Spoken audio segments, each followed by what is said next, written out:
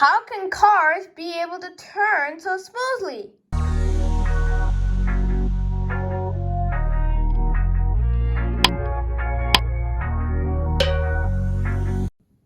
Okay, so when you try to build a car, you may think we should put the wheels onto the same axle. Sure, the car will still go, but it can only go straight, it can never curve. See, if the car needs to turn, as you can see, this wheel needs to have more speed than this wheel because it needs to turn more distance in the same amount of time. The only reason this is turning is because these two axles are separate.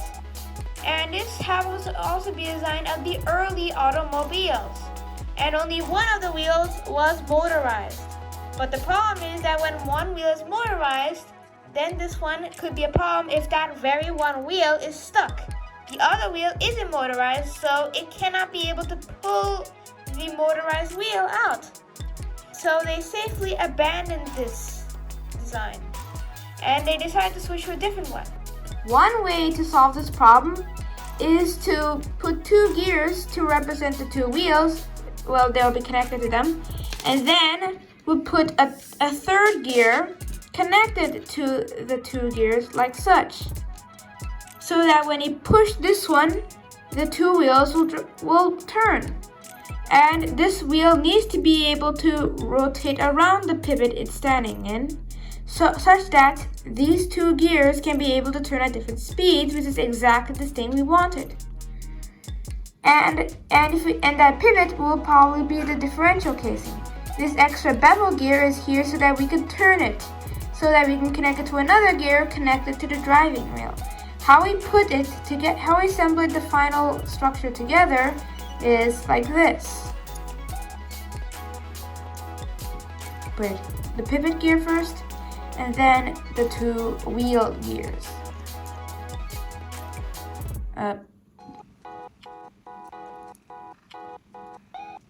Okay, there we go. So as you can see, this is our final design, and this is called a differential. And this is the thing that we use in cars. But it's not the only differential.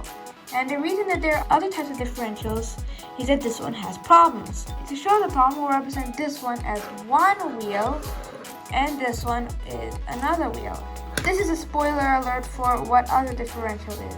Sometimes there could be a case where this wheel stops moving and this wheel is the only wheel moving. This is the case when this one is on a slippery surface. However, we need this wheel to get it out of the slippery surface. So now, when we show you this differential, no, be a spoiler alert. Ta-da! Well, it looks like the same, but this extra synchro mesh is here as well. If you plug it in, then this differential will behave like a solid axle.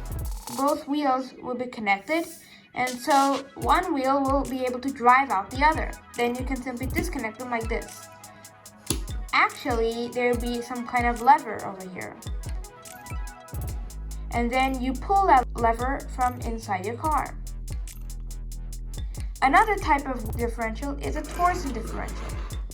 Here we need two worm gears, this sounds wrong, and two of these gears, which are called spur gears because they have rectangular teeth and therefore can only mesh parallel to each other and not in a perpendicular fashion.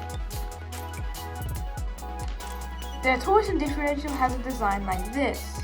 Why? Well, a perfect differential action can also be reached here.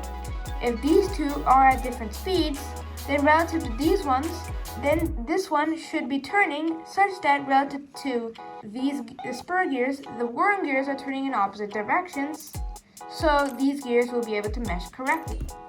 This is good. So far, so good. And what about the slipping problem? If this gear is the only one that moves, the worm gear will turn the spur gear, which turns the spur gear, but it cannot turn the worm gear. As it turns out, the worm gear can turn the spur gear, but the spur gear cannot turn the worm gear. So we can try to go here, but we have to stop at here because of the fundamental principle, and this is what the torsion differential or torque sensing differential takes advantage of. As a result of this blockage, the entire differential moves as a single solid unit. Here I'm not showing the casing because it cannot fit in the differential casing anyways, unless we shrink the pieces.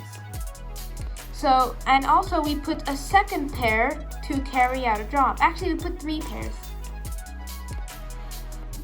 However, unlike here, Lego doesn't make the same one for this one, where we have a second pivot gear to carry the power around.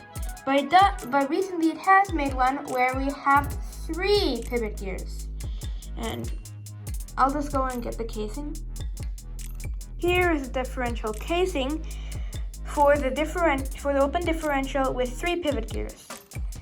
As you can see, the outer gear for the differential casing is not shown because, as it turns out, it is detachable and I only got this part of the differential casing. But when I get it, I will show that part, okay?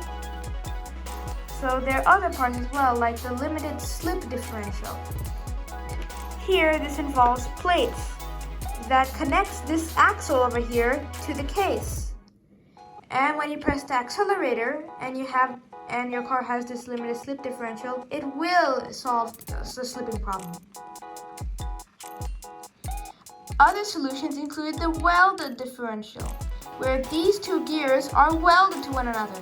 Now I know that seems bad since it's just the same as connecting them to a single axle, which creates the same problem, which only allows the car to move straight, but we're not going to weld too much.